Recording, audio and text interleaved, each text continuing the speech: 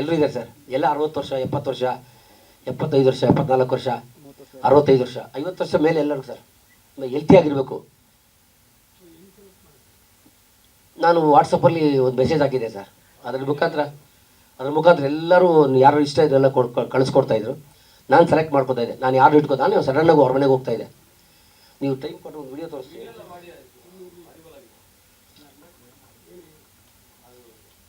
ಆ ಥರ ಹೋಗಿ ಒಬ್ಬೊಬ್ರು ನಾನೇ ಸೆಲೆಕ್ಟ್ ಮಾಡಿ ಬರ್ತಾಯಿದ್ದೆ. ಕೆಲವ್ರು ಏನು ಮಾಡ್ತಾರೆ, ಗೊತ್ತಿರೋ ವಿದ್ಯಾರ್ಥಿಗಳು ಪೋಸ್ಟ್ ಹಾಕ್ಬಿಡ್ತಾರೆ, ಸರ್ ಈ ಊರಲ್ಲಿದ್ದು ಒಬ್ರು ಇದ್ದಾರೆ ಅಂತ. ಸೊ ಅವರು ಸೆಲೆಕ್ಟ್ ಮಾಡಿ.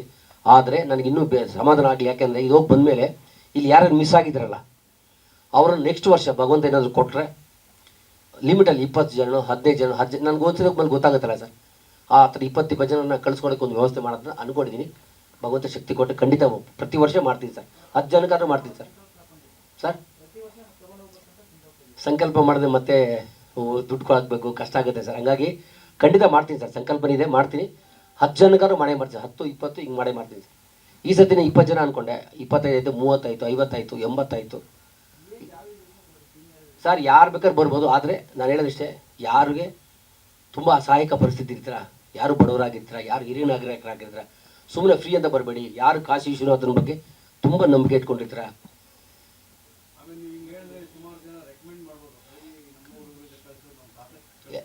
ಖಂಡಿತ ಸರ್ ಕಳಿಸಿದ್ರೆ ನಾನು ಹೋಗಿ ಚೆಕ್ ಮಾಡ್ತೀನಿ ಸರ್, ನೋಡ್ತೀನಿ ಸರ್. ಇನ್ನೂ ಒಂದು ಸೀಟ್ ಬಾಕಿ ಇದೆ. ನೀವು ಇಷ್ಟು ಜನ ಇದ್ರೆ ಯಾರೆಲ್ಲ ಸೆಲೆಕ್ಟ್ ಮಾಡಿ ಒಬ್ಬನ ಕೊಡಿ, ಕರ್ಕೊಂಡು ಹೋಗ್ತೀನಿ ಸರ್.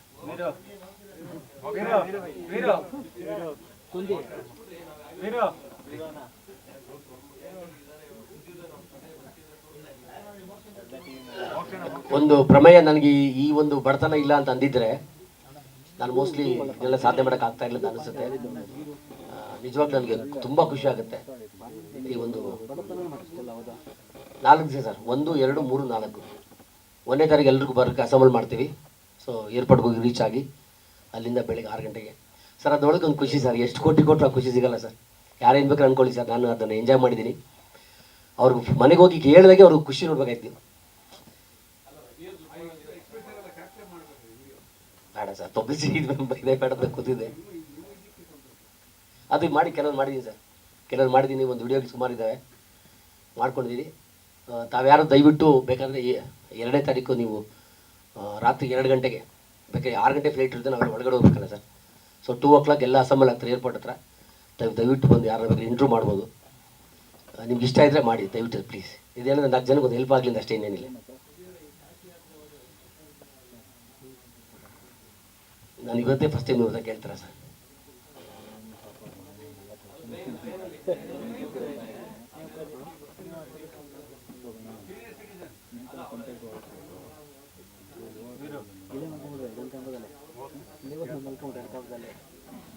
ಖಂಡಿತ ಖಂಡಿತ ಖಂಡಿತ ಸರ್.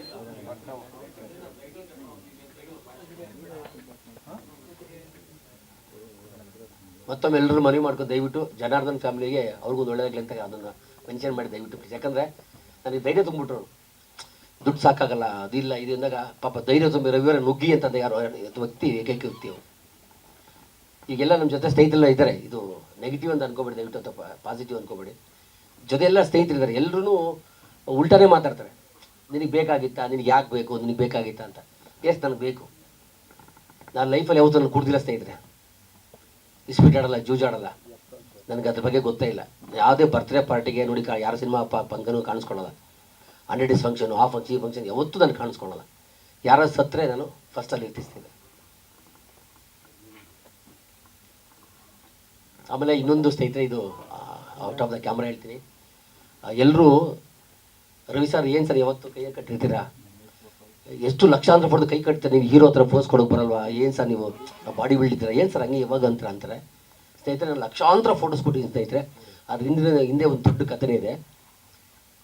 ನಾನು ನಿಮ್ಗೆ ಅವಾಗಲೇ ಹೇಳಿದ್ದೀನಿ, ನಾವು ತುಂಬ ಬಡವರು ಅಂತ. ಅನ್ನ ಯಾವತ್ತಮ್ಮ ನಮ್ಮ ಮನೇಲಿ ಮಾಡೋದು.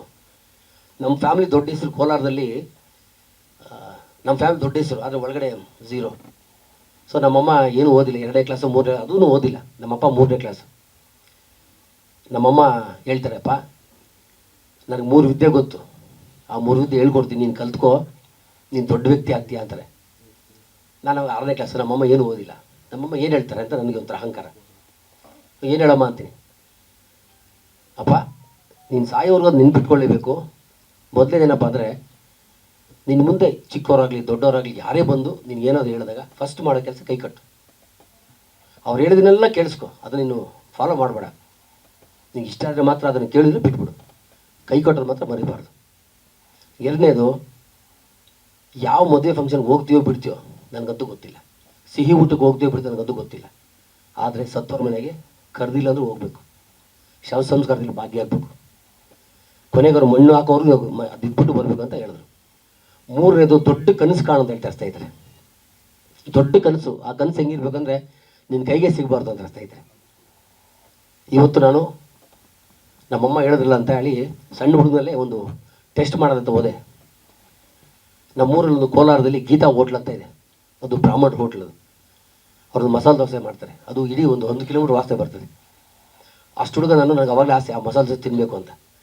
ಆ ಹೋಟ್ಲ್ ಬಂದು ನಿಂತ್ಕೊಂಡು ಶಬ್ದ ಮಾಡ್ತೀನಿ, ನಮ್ಮಮ್ಮ ಹೇಳಿದ್ದಾರೆ ಕನಸು ಕಾಣು ಅಂತ, ಮಸಾಲೆ ದೋಸೆ ತಿಂತೀನಿ ನಾನು ಬಂದದ್ದು, ನಾನು ಸಂಪಾದನೆ ದುಡ್ಡಲ್ಲಿ ತಿನ್ನಬೇಕು ಅಂತ ಆಸೆ ಆಗುತ್ತೆ. ದಸರಾ ಹಾಲಿಡೇಸ್ ಅಂತ 50 days ಕೊಡ್ತಾರೆ, 15 ದಿವಸ ರಜೆ ಕೊಡ್ತಾರೆ. ಆ ರಜದಲ್ಲಿ ಏನು ಮಾಡ್ತೀನಿ, ಆ ಹೋಟ್ಲ್ ಮುಂದೆ ಒಂದು ಪ್ರೆಸ್ ಇರ್ತದೆ, ಕೋಲಾರವಾಣಿ ಅಂತ. ನರಸಿಂಹಮೂರ್ತಿಗಳು ಹಿರಿಯರು, ನನ್ನ ಗುರುಗಳು ಪೂಜ್ಯರವರು. ಆ ಪ್ರೆಸ್ಸಲ್ಲಿ ನಿಂತ್ಕೊಂಡು ಕೇಳ್ತೀನಿ, ಆ ಸಣ್ಣ ಅಂಗಡಿ ಇದು, ಕೇಳ್ತೀನಿ ಕೆಲಸ ಕೊಡಿ ಸರ್ ಅಂತೀನಿ. ಇಷ್ಟು ಹುಡುಗ ಏನು ಕೆಲಸ ಮಾಡ್ತೀಯ ಅಂತ, ನೀ ಏನು ಕೆಲಸ ಕೊಡಿ ಸರ್, ಬಟ್ ಸಂಬಳ ಕೊಡಬೇಕು ಅಂತೀನಿ. ಸತ್ಯವಾಗ ಸರ್ 15 ರೂಪಾಯಿ ಸಂಬಳ, ನಾನು ಫಸ್ಟ್ ಸಂಬಳ 15 ರೂಪಾಯಿ. ಆ ಸಂಬಳ ಏನು ಮಾಡ್ತೀನಿ, ನಿಂತ್ಕೋತೀನಿ, ಕೆಲಸ ಕೊಡ್ತಾರೆ, ಕಸ ಗುಡಿಸು, ಆ ಪ್ರಿಂಟ್ ಹಾಕಿದಷ್ಟು ಅಚ್ಚು ಮಳೆಯಲ್ಲಿ ಕೀಳಬೇಕು, ಎಲ್ಲ ಜೋಡಿಸ್ಬೇಕು, ಎಲ್ಲ ಜೋಡಿಸಿ ಮಾಡ್ತಾ ಇರ್ತೀನಿ. 5 ದಿವಸ ಆಗುತ್ತೆ ಹೋಟ್ಲ್ ನಿಂತ್ಕೊಳ್ಳೋದು, ಇನ್ನು 25 ದಿವಸ ಬರ್ತೀನಿ ಅಂತ. 30 ದಿವಸ 15 20 ಹಿಂಗೆ ಹೋಟ್ಲ್ ಬಂದು ನಿಂತ್ಕೊಂಡು ಹಿಂಗೆ ಬರೋದು. ಹೋಟ್ಲು ಏನಾಗಿ ಇನ್ನಂದರೆ ದೋಸೆ ತಿನ್ನಕ್ಕೆ ಬರ್ತೀನಿ ಅಂತ ಬರೋದು. 30 ದಿವಸ ಆಗುತ್ತೆ, ಸಂಬಳ ದಿವಸ ಏನು ಖುಷಿ ಎಲ್ಲ. ನನಗೆ ಸ್ನಾನ ಮಾಡ್ಕೊಂಡು ದೋಸೆ ತಿನ್ಬೇಕಲ್ಲ, ನಮ್ಮಮ್ಮ ತಿಂಡಿ ಅಂತಾರೆ, ದೋಸೆಗೆ ಹೋಗ್ತೀನಿ ಅಂತ ಓಡ್ಬಿಡ್ತೀನಿ. 5 ಗಂಟೆ ಆಗುತ್ತೆ, 6 ಗಂಟೆ ಆಗುತ್ತೆ, ಸಂಬಳನೇ ಕೊಡಲ್ಲ. ಸರ್ ಸಂಬಳ ಕೊಡಿ ಸರ್ ಅಂತೀನಿ. ನಿನ್ನೆ ಬಂದು ನಿಮ್ಮ ಅಪ್ಪ ಇಸ್ಕೊಂಡೋದ್ರು ಹೋಗು ಅಂತಾರೆ. ನನಗೊಂದು ನಿರಾಸೆ ಆಗಲಿಲ್ಲ, ಅವತ್ತು ಗೊತ್ತಾಯಿತು ಕಷ್ಟಪಟ್ಟು ದುಡಿದ್ರೆ ಸಿಗುತ್ತೆ ಅಂತ. ಅದೊಂದು ಕಲಿತೆ ಗುರುಗಳೇ. ನೆಕ್ಸ್ಟು ಕೈ ಕಟ್ಟೋದು, ಲಕ್ಷಾಂತರ ಫೋಟೋಸ್ ಕೊಟ್ಟಿದ್ದೀನಿ ಗುರುಗಳೇ ಇವತ್ತು. ಬಿಕಾಸ್ ನಮ್ಮಮ್ಮ ಹೇಳೋದು ಅಂದ್ಬಿಟ್ಟು ಯಾರೇ ಒಂದು ಸರ್ ಫೋಟೋದಲ್ಲಿ ಕೈ ಕಟ್ಬಿಡ್ತೀನಿ. ಅದನ್ನು ಕೆಲವರು ತಪ್ಪಾಗಿ ತಿಳ್ಕೊತಾರೆ, ಅದೇನೋ ಬಂತಿಲ್ಲ. ಎರಡನೇದು. ಮೂರನೇ ಏನಪ್ಪ ಅಂದರೆ ದೊಡ್ಡ ಕನಸು ಕಾಣೋದು ಹೇಳ್ತಾರೆ. ನನಗೆ ಇಂಗ್ಲೀಷೇ ಬರೋಲ್ಲ. ಸರಿ ಆಯಿತು, ನಾನು ಅಮೇರಿಕಕ್ಕೆ ಹೋದಂಗೆ, ಅಮೇರಿಕದ ಫ್ರೆಂಡ್ ಮಾಡ್ಕೊಂಡಂಗೆ ಏನೋ ಒಂದು ಖುಷಿ, ಹೀಗೆ ಯೋಚನೆ ಮಾಡಿ ಮಾಡಿ ಮಾಡಿ ಇವತ್ತು ಅಮೇರಿಕಕ್ಕೆ 18 ಸತಿ ಹೋಗಿದ್ದೀನಿ ಸ್ನೇಹಿತರೆ. ವೀಸಾ ನನ್ನ ಹತ್ರ 20 ವರ್ಷದ ವೀಸಾ ಇದೆ, 10 ವರ್ಷಕ್ಕೆ ಕೊಡ್ತಾನೆ ಇದ್ದಾರೆ ಅಮೇರಿಕಕ್ಕೆ. ಇಡೀ ಜಗತ್ತು ನೀವು ಸುಮ್ಮನೆ ರೌಂಡ್ ಹಾಕೊಂಡ್ಬಿಟ್ಟಿದ್ದೀನಿ. ಸೊ ಈ ಮೂರನ್ನು ನಾನು ಅಳವಡಿಸ್ಕೊಂಡಿದ್ದಕ್ಕೆ ಇವತ್ತು ನನ್ನ ತಾಯಿನ ಅದೊಂದು ದೊಡ್ಡ ಒಂದು ಇದು ಅಷ್ಟೇ ಸ್ನೇಹಿತರೆ. ಈ ಥರ ನನ್ನ ಜೀವನದಲ್ಲಿ ಸುಮಾರು ರೆಕಾರ್ಡ್ಸ್ ಇದ್ದಾವೆ, ಇನ್ನು ಬೇಕಾದಷ್ಟಿದ್ದಾವೆ. ಅದನ್ನು ಹೇಳ್ತಾ ಹೋಗ್ತಾ ಇದ್ದಾರೆ, ಎಷ್ಟೊಂದು ಪ್ರತಿಸಬೇಕು ಹೇಳೋಂಗೆ. ಥ್ಯಾಂಕ್ ಯು, ಧನ್ಯವಾದಗಳು. ಇನ್ನೇನಾದರೂ ಕ್ವಶನ್ಸ್ ಇದ್ದರೆ